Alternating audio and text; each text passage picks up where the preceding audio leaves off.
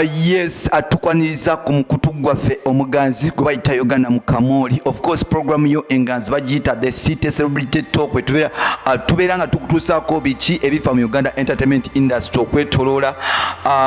byonna ku baserebubo agamba atya gwali e Kampala ng'otulaba agamba atya ali mu Uganda ng'otulaba wabweru bwa Uganda kosa ne bunaayira ngamba nti mukola kyamaanyi mwera kubanga mwekumira ku mukutu guno era nkusaba kimu ekintu subscribing for us on Facebook Uganda mu Kamoli n'abatufuno you can follow me individual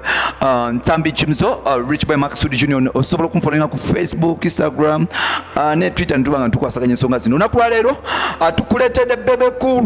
ne Bobby Wine oluvannyuma okuba nti bawangudde Saidi Zerie Hoima muna NRM Bebe Cool oba Moses Saligo yabadde campaigningira mukyala mukulu gwe bayita Businje Harriet Akik Bebe Cool avuddeyo n'ayogera olunaku lwa leero agambye nti oyo musobola genda mu nyegenyege wenywera enjagayo. Bebe Cool agambye Bobby Wine genda mu nyegenyege wenywere enjagayo. Kino kitegeeza ate Bebe Cool aze n'atunyola n'agamba nti all along twadde tubatolinga ne Bobby Wine ono musically zibadde myaka nga 15 kwalina jamu game eno nga kana akavuka kana eri jamu naye bulijjo ngezako kafuulibwa okukachallenginga nga akalaga nti you're not better than me. Bebe Cool abadde n'atugamba nti ono omuvubuka yagenda okulaba nga music yamuchallenginga musically bw'atyo n'adduka mu music era mu mwaka gwa 2016 bw'atyo bwe yavunika entamu ye mu music industry oluvannyuma okuba nti yata ebiyimba ebitakwatagana nga biparadiso n'ebiyimba ebirala bitalina mulamwa. So Bebe Cool yavudde n'agamba nti ono omuvubuka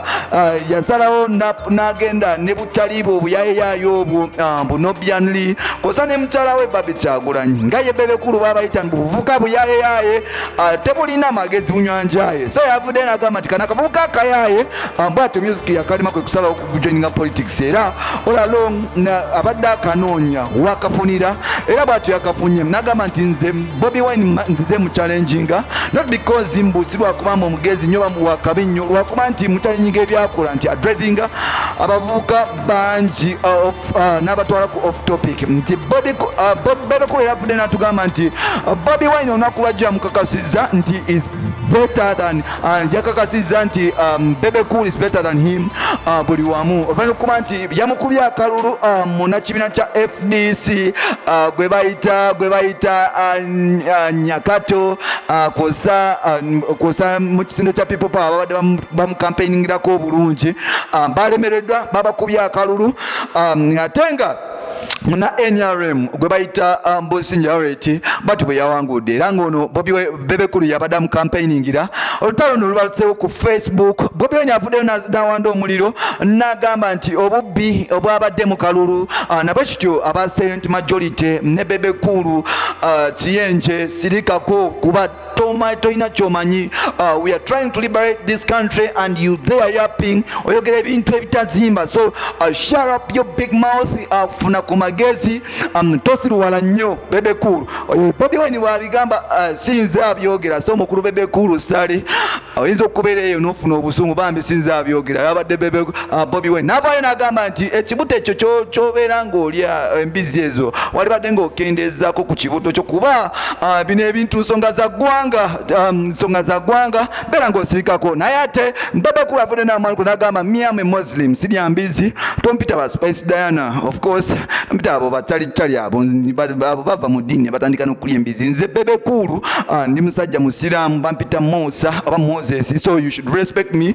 The fact is nakuwangudde you have nothing to tell the world gwe nkulize mu 2021 nkulage nti you nothing. Bobby Wine obadde olimbalimba abavuka all along naye nkuwadde level ddayo ewammwe oba genda ejinja mu nyegenyege obeere ng'ofuuwa enjayo kuba ebyobufuzi tobisobola lekera kuvairinga abantu ku off topic. Mya Bebe Cool Bebe Banton nze nazaalibwa kubanga nkukuba buli wogenda byolera yogenda okubanga okusanga mwaliwe gaffe agaddako nsigadde Ntambi Chimzo of course number 1 Rich Boy Maxud Junior atwegeko mu next episode.